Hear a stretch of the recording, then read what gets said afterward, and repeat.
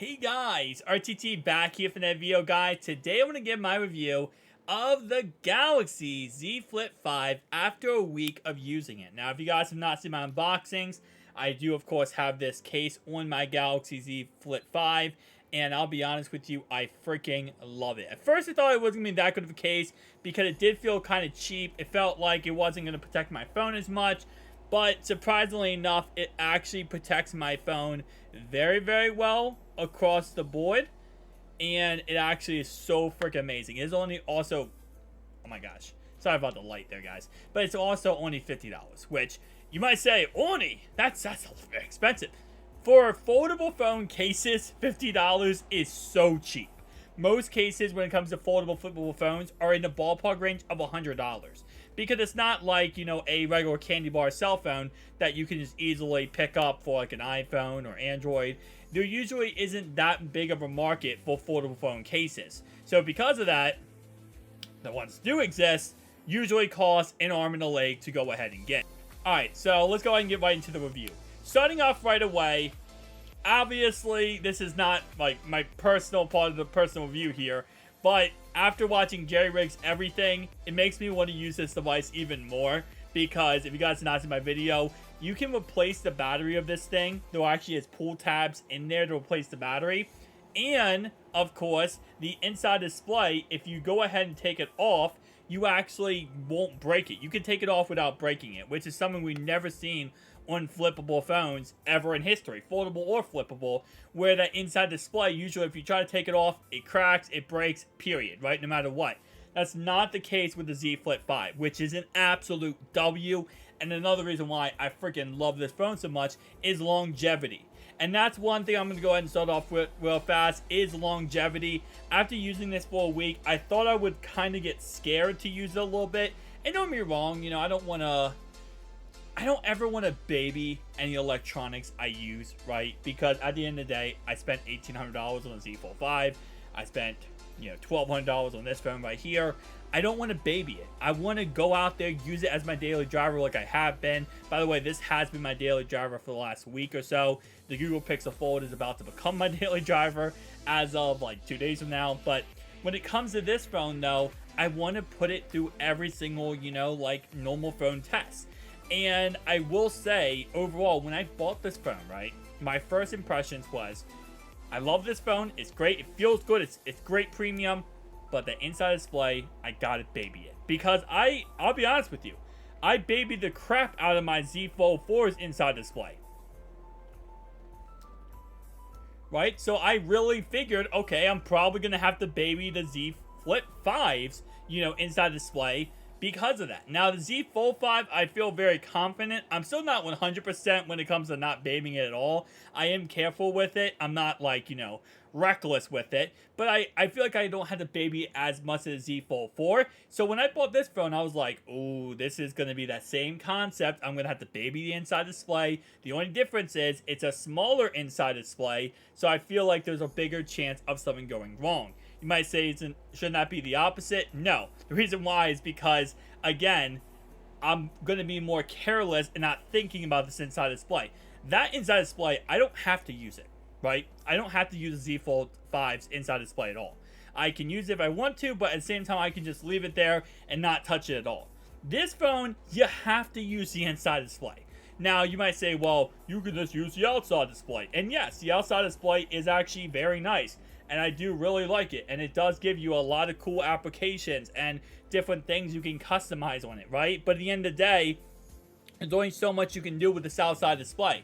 You know, it's not like the Z Fold series where you can do, let me try to focus on myself there, where you can do everything on the Z Fold series outside display. You can't do everything on this outside display. And I don't really think that's a problem or negative, but it does mean that this inside display is going to be what you use majority of the time. I will say overall wise, with my Z Fold 4, for example, I might have used the outside display 90% of the time and the inside display 10% of the time. And the only time I use the inside display is when I'm using it for media, gaming, or etc., right? So there's definitely a difference when it comes to these two devices. And this phone, you know, if you're scared of the inside display breaking or having problems, this is going to be the phone you're scared of because you're going to have to use this inside display. That one you don't have to use as much. This one, it's forcing you to use it, which I say forcing, but it's not really a big deal. That's why you buy the phone. Like, that's why you get the phone. You get the phone for the inside displays. It's just the risk factor of obviously something going wrong and then them breaking is always on your mind whenever you're spending $1,800 or $1,200 on this phone. But after a week of using this phone, right, I do not feel like this inside display can break at all. I'm to a point where I'm not careless with it, but I'll be honest, I am not careful at all with this inside display.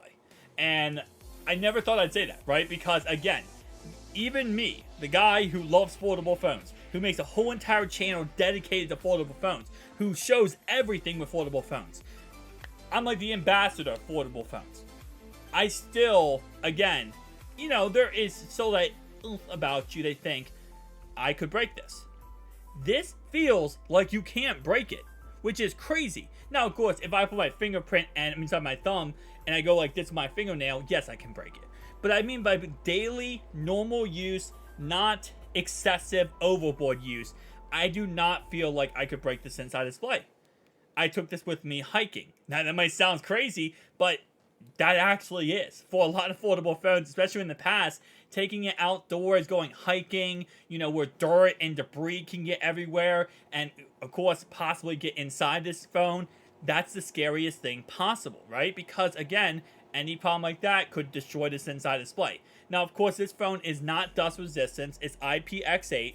But I will say this case, and there's a lot of cases like this, that does a really good job here of sealing it up. So it is technically dust resistant with this case on. Because you can see, you can't, there's no holes.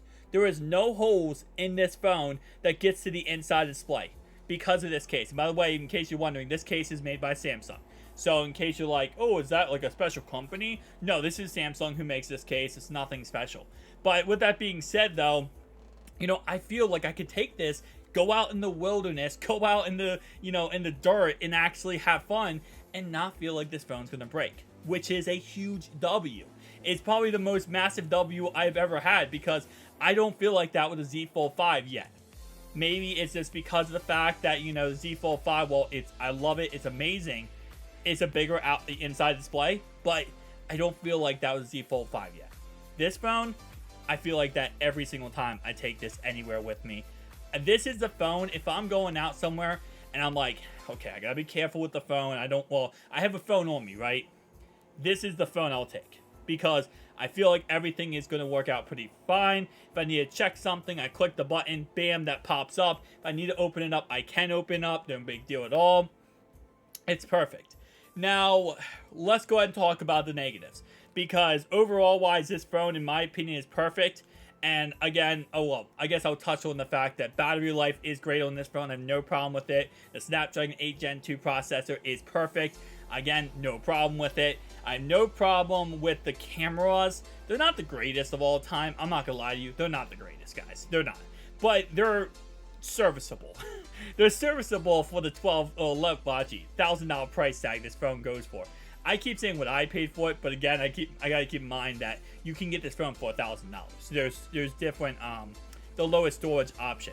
But let's talk about the negatives, right? Because there are some negatives, not too many, but there are some negatives that I really will say overall wise are kind of just maybe user error or user problems, and that's pretty much that. So first off, yes, the crease is actually still the crease is there, right? I mean, again, I'm not gonna lie, the crease is there. You guys can see the crease.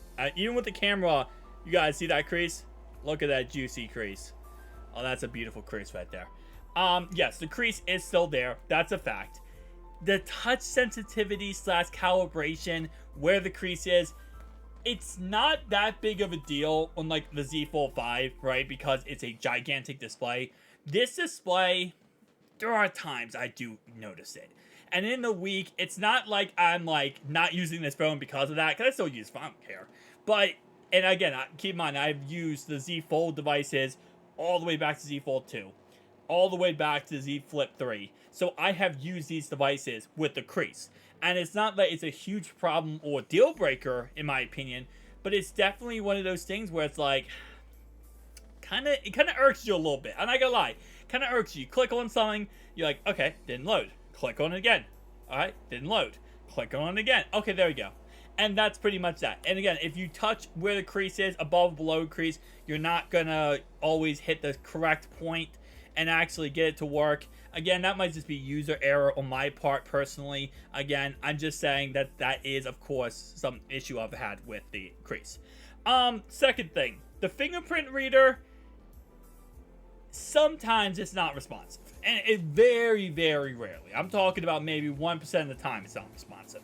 Which, again, like I said, could be user error. It could also be the case. This case does a really good job, I'm not gonna lie to you, with, I'm trying to get the focus there, with, you can see the cutout right here for the fingerprint reader.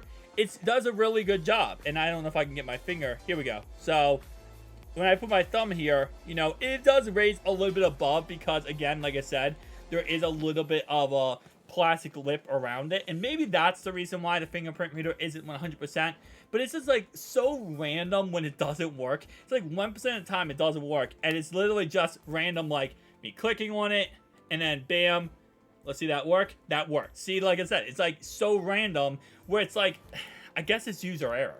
That's all I could guess on. Is it just me messing up somehow?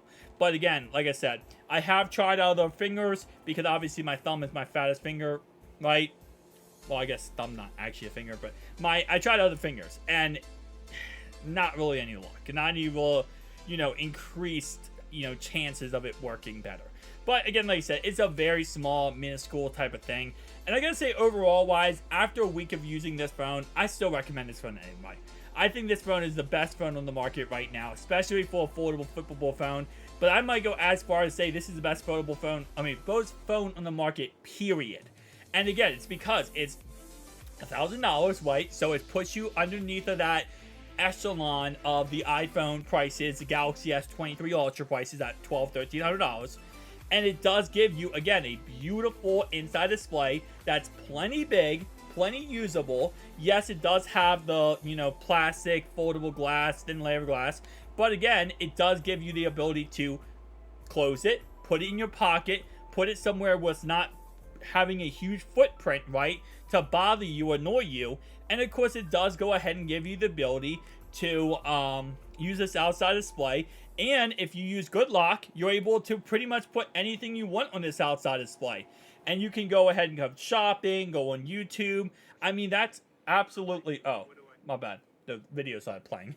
But that is absolutely amazing. Like, this is so crazy how you're able to use the outside display so well. And this outside display, in my opinion, is plenty big. It's... when I first saw it, and when I first, like, saw the unveil of it, I thought it was going to be trash. I was like, oh, come on. The outside display is not big enough to actually do anything on. It's, you know, it's going to be overrated. It's not going to be that great. No, it's actually really good. I find myself not as much using this outside display as the Z Fold 5 outside display, clearly. But for the most part, I can do pretty much everything I want on this. I can go on X, I can go through X, I can respond to people on X. Like, it's very actually nice and tidy.